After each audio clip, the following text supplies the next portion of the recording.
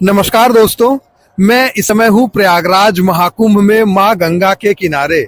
लेकिन इस समय मैं महाकुंभ की बात नहीं करने जा रहा हूँ। हम बात करने जा रहे हैं राजनीति की।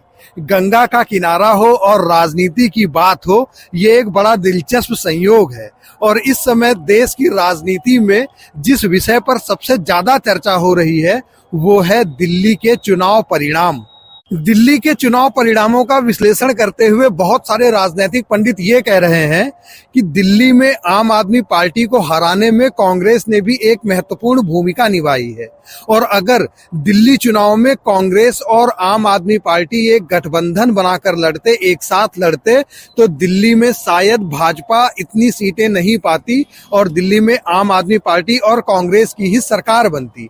अपनी इस थ्योरी को प्रूव करने के लिए ये लोग ये तर्क दे रहे हैं कि दिल्ली में लगभग 12 सीटें ऐसी हैं जिनमें आम आदमी पार्टी और बीजेपी के जो कैंडिडेट्स थे उनमें जो जीत का मार्जिन है वो उन सीट्स पर कांग्रेस के जो कैंडिडेट्स हैं उनको जितने वोट्स मिले हैं या तो उससे कम है या उसके लगभग बराबर है। अब ये थ्योरी बहुत सारे लेवल पर गलत है।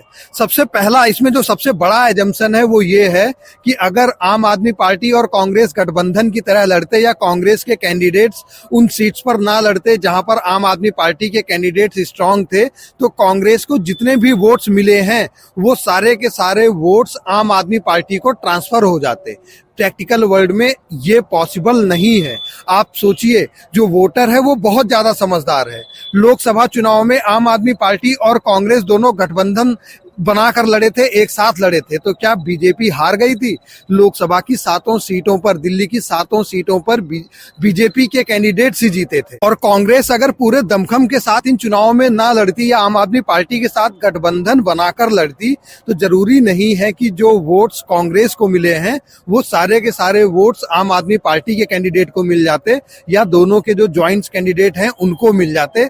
वो वोट्स भी डिवाइड हो जाते। कुछ वोट्स मिलते बीजेपी के कैंडिडेट्स को और कुछ वोट मिलते इन दोनों ही पार्टीज के ज्वाइंट कैंडिडेट्स को। और दूसरी बात जो है, ये लोग कह रहे हैं, ये राजनीतिक पंडित कह रहे हैं कि लगभग 12 सीटें ऐसी हैं, तो बीजेपी को मिली हैं 48 सीटें। अगर ये 12 सीटें हटा भी देते हैं और इनकी इस थ्योरी को मान भी लेते हैं कि 100% सारे के सारे कांग्रेस के वोट्स आम आदमी पार्टी के कैंडिडेट को ट्रांसफर हो जाते, तभी भी 48 में से 12 सीटें हटाते हैं तो 36 सीटें बचती हैं।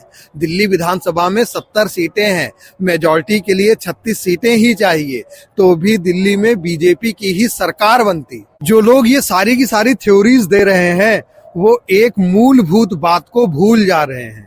वो ये है कि दिल्ली की जनता इस बार परिवर्तन चाहती थी। उन्होंने 11 साल अरविंद केजरीवाल को दिए थे, लेकिन अरविंद केजरीवाल अपने प्रोमिसेस को, अपने वादों को डिलीवर नहीं कर पाए। इसी वजह से दिल्ली की जनता इस बार चेंज चाहती थी और दिल्ली में बीजेपी की लहर थी। तो अगर ये दोनों पार्टियां मिलकर भी चुनाव लड़ती तो भी मेरे हिसाब से दिल्ली में बीजेपी को ही बहुमत मिलती, दिल्ली में बीजेपी की ही सरकार बनती। इसमें हम ये नहीं कह सकते हैं कि कांग्रेस ने आम आदमी पार्टी के वोट्स काट दिए। आप इसके बारे में क्या सोचते हैं कमेंट करके हमें जरूर बताइएगा। मिलते हैं अगले वीडियो में, तब तक के लिए नमस्कार। जय हो गंगे मैया की।